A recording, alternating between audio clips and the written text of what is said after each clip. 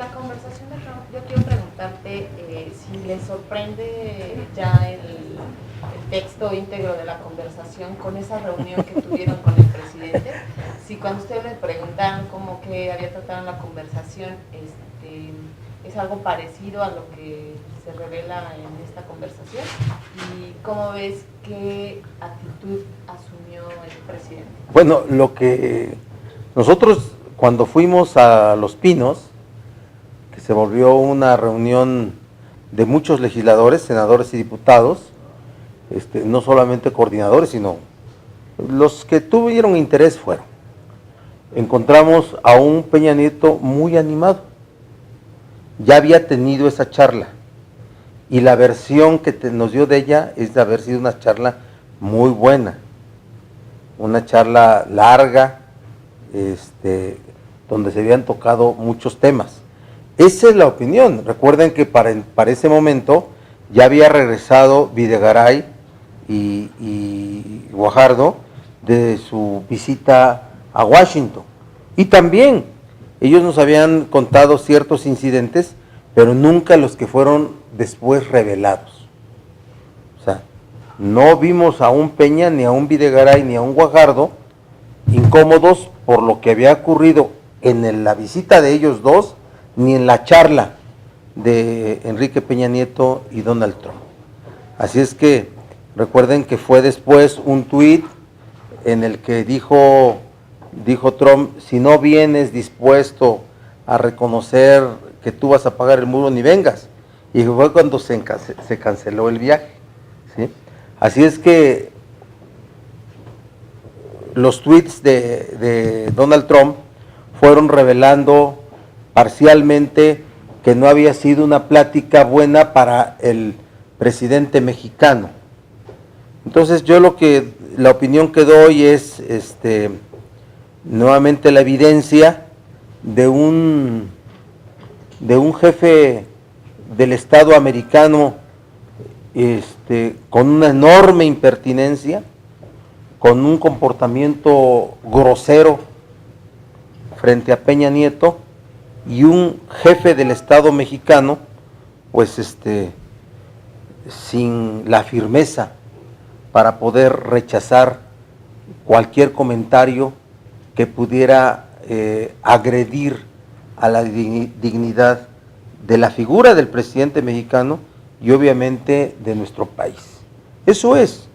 O sea, nunca ha dejado Trump de hablar con altanería, con grosería, y pues ahí está la prueba de que Peña no ha sido capaz de resistir, de contestar, de exigir al presidente Trump de frenar su insolencia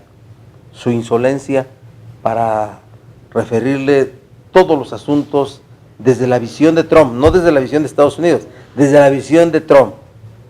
Y que Peña ha mantenido una estrategia de no contestar, pero que desde luego nos quedamos ya, aunque es un hecho que pasó hace meses, con una molestia, una indignación de que se oculten las cosas y de que se ocultan para presentar hechos que tuvieron otra caracterización. Entonces es que finalmente quien está parando a Trump y todas sus intenciones de ejecutar políticas públicas en contra de los intereses de México no es el gobierno mexicano, son las instituciones de su propio país. Así es que esa es la opinión, repito. Nosotros llegamos a esa reunión después de un ambiente, ¿se acuerdan?, complicado, y la posición, el relato que nos hicieron tanto de la visita de Guajardo y de Videgaray a Washington, como de esa llamada larga, era de satisfacción para Peña. Estaba inclusive diciendo que las cosas iban acomodando, iban resolviéndose. Y al día siguiente fue cuando salen los tweets, y es como paran el viaje a Washington. En ese sentido también la conversación se menciona que el presidente rechaza, ¿no? Que México no va a pagar por el muro. Pero para ustedes es tibia, fue poco, carece de fuerza ese señalamiento. Sí. Bueno, lo que en esa conversación se dice es, ya no sigas diciendo a la prensa que México no va a pagar el muro, porque si es así, ya no mantenemos ningún tipo de relación. Básicamente es lo que se escucha, se lee de la transcripción de esa declaración. Cualquier jefe de Estado, cuando habla con otro jefe de Estado, lo hace en nombre de su nación, no lo hace a título personal, y no puede dejar que ningún otro jefe de Estado tenga lenguaje ni un comportamiento insolente, irrespetuoso. Debiera cualquier jefe de Estado parar cualquier impertinencia de parte de otro. Comportamiento natural en Trump, sí, pero bueno, ya después, a toro pasado, ya como que ya se ve que eso tiene otra connotación, pero así ocurrieron los hechos. ¿No también revela que por ejemplo, en el caso de Estados Unidos, es un tema que le trae problemas al propio gobierno? Es decir, no tiene todo el respaldo del Congreso, no tiene recursos. Sí, bueno, a ver, fue un eslogan de campaña, una estrategia de campaña.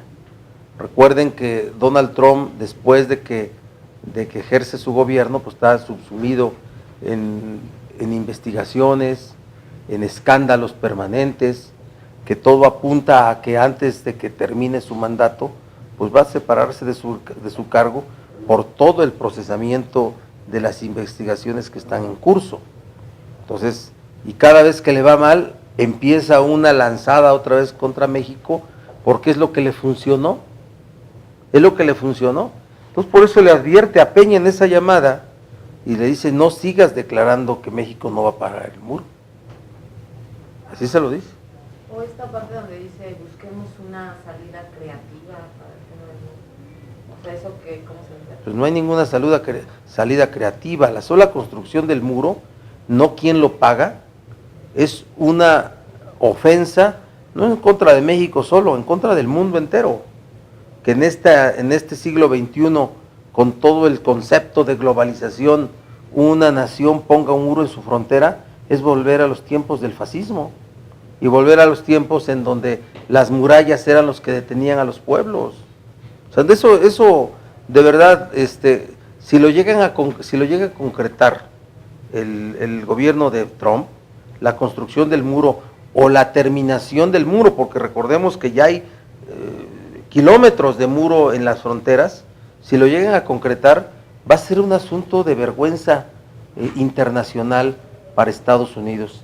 Y no dudo que otro gobierno, el que venga a sustituir al de Trump, antes de concluir su mandato o al concluir su mandato, tuviera que asumir una medida internacional de tirar ese muro.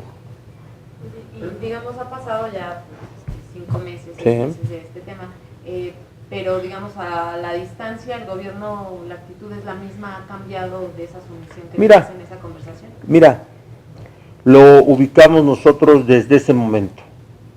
Había un solo tema que era la prioridad de este gobierno, el tema comercial y económico. El tema del muro para el gobierno mexicano nunca fue prioritario. El tema migratorio tampoco fue prioritario. Para Estados Unidos había dos temas, el tema, y México lo aceptó, el tema comercial y el tema de la seguridad en la frontera. Esos son sus dos temas fundamentales. Y no ha cambiado, O sea, a Trump ya le salió mal todo. Apenas consiguió la autorización de parte de la Cámara de Representantes para autorizarle un 1.600 millones aproximadamente para la construcción del muro. Su agenda migratoria es una agenda, pues es muy parecida inclusive a la que ejecutaba Obama, nada más que la sitúan con niveles de importancia mediática muy especiales porque es parte de su estrategia, ¿sí? Los temas de la seguridad en la frontera son asuntos de los cuales el gobierno mexicano no dice nada, pero la participación de agentes americanos en territorio nacional para esos temas es una realidad. Entonces, por eso, el gobierno mexicano desde un principio creó la estrategia de mantener una relación difícil con el gobierno americano para un solo propósito, el tema comercial. Y hizo concesiones así que todos estuvimos a la vista. Nunca se pudo construir una política de Estado con la participación del Senado, los egoísmos políticos acá en el Senado, la dependencia del Senado del gobierno federal, ¿sí?, ha hecho que el Senado no estuviera a la altura de las circunstancias. Todo se diluyó, de verdad, de ese tipo de cosas que van rebotando y se van cambiando, un problema por otro, ya llegó el momento que todos los abusos de Trump ya se ven como algo normal, algo cotidiano. Y entonces a estas alturas, ¿cuál es la exigencia del gobierno? Bueno, primero, sí tenemos, a mí en lo particular me provoca una molestia corroborar que el gobierno ha sido incapaz de mantener una posición de firmeza frente a la agresividad, frente a la impertinencia personal de Donald Trump. Eso sin duda que a mí me provoca molestia, ¿sí?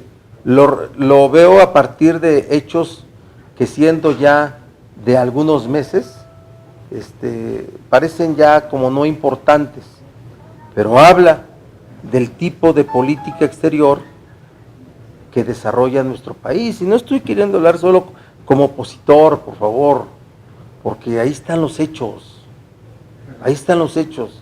Si hubiera una grabación, transcripción, que por cierto no la hubo de parte de nadie porque recogieron celulares, podrían dar cuenta del optimismo con el que se hablaba Videgaray, Guajardo y el presidente Peña, ¿sí? Los dos primeros por su viaje que habían hecho y Peña por la conversación que había tenido, ¿sí? Entonces, ningún presidente, ningún jefe de Estado podía estar optimista ni contento después de pláticas con esos temas tan complicados. A ver, o sea, cualquiera en esa posición de presidente de la República, ¿qué tiene que responderle a un impertinente, aunque sea el presidente de Estados Unidos? Presidente Trump, esos temas no los vamos a dialogar ni telefónica ni personalmente en esos términos. No, dame una respuesta, presidente Trump, que sean nuestros cancilleres, representantes de nuestra política exterior, los que tengan un diálogo. Pero no voy a admitir como presidente de México ninguna impertinencia ni insolencia de nadie. Así se contesta, ¿eh?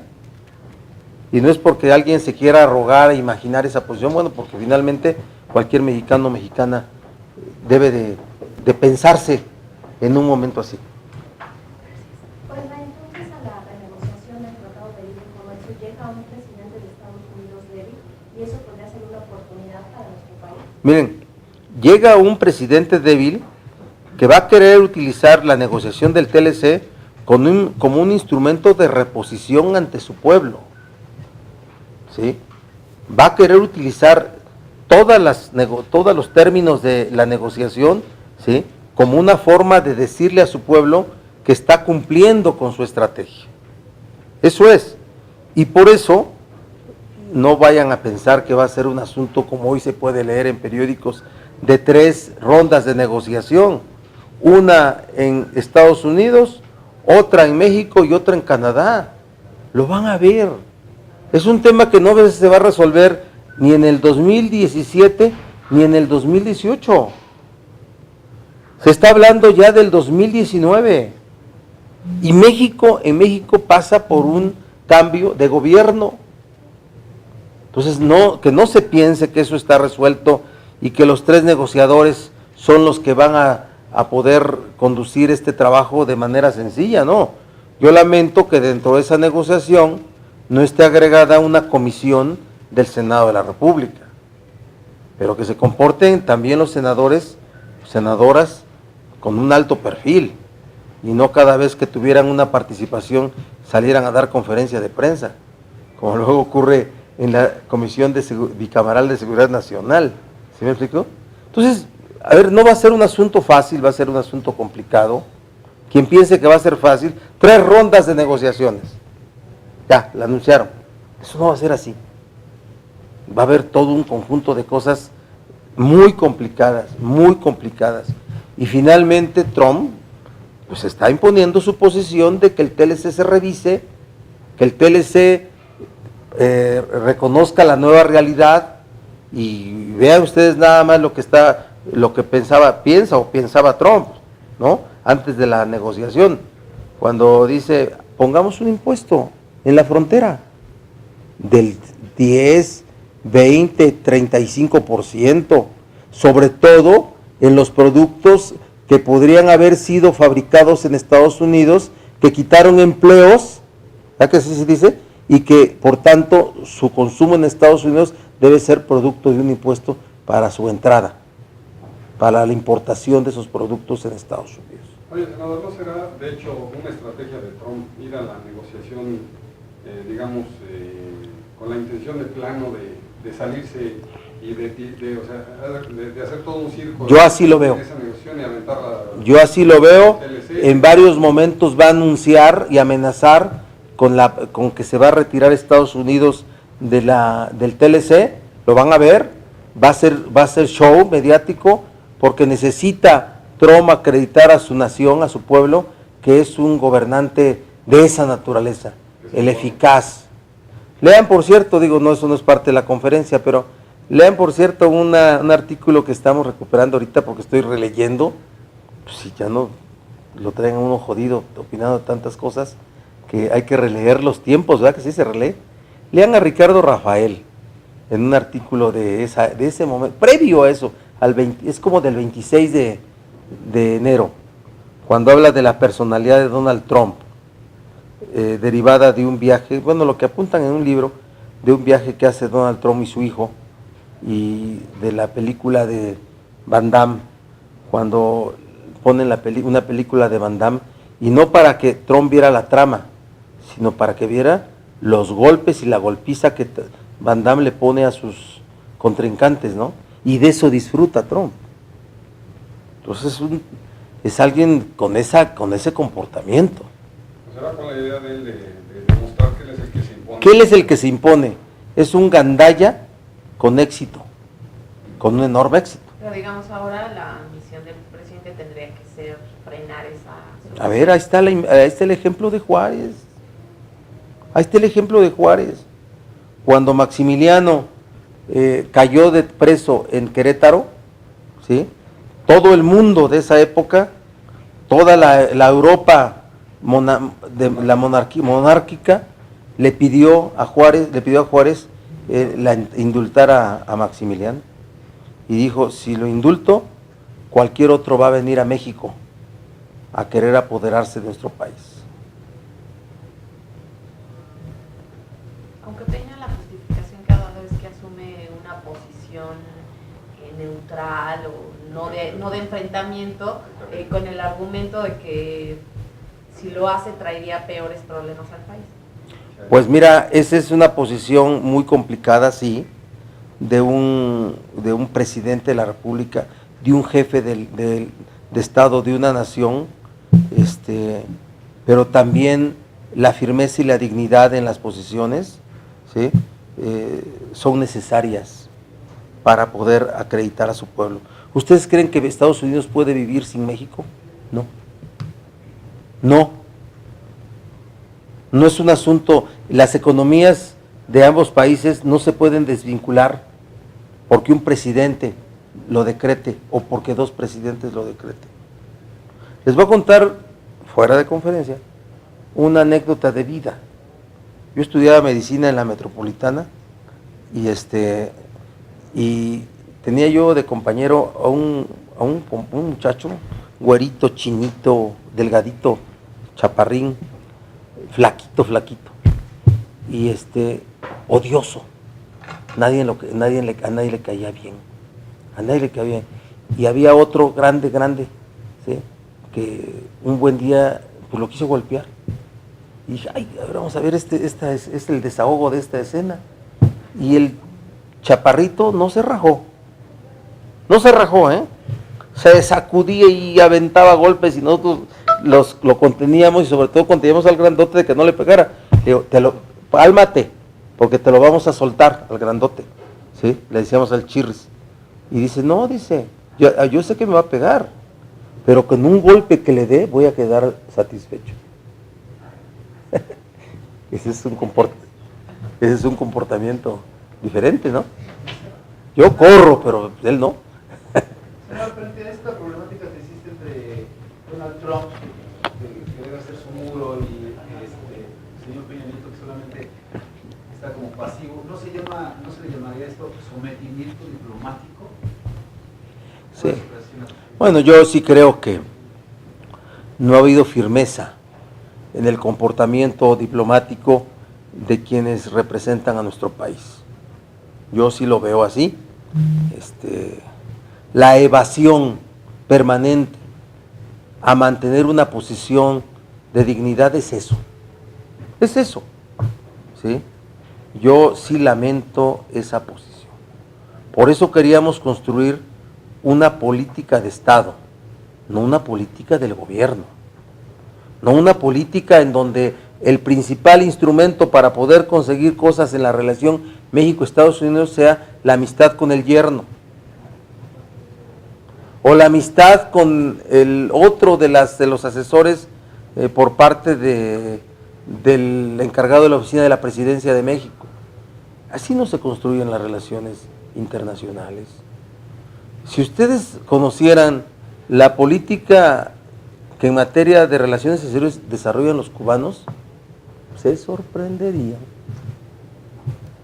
con el nivel de firmeza, de altura, representando a un país que poco puede ofrecer, pero que tiene un simbolismo en el mundo, en el concierto de países.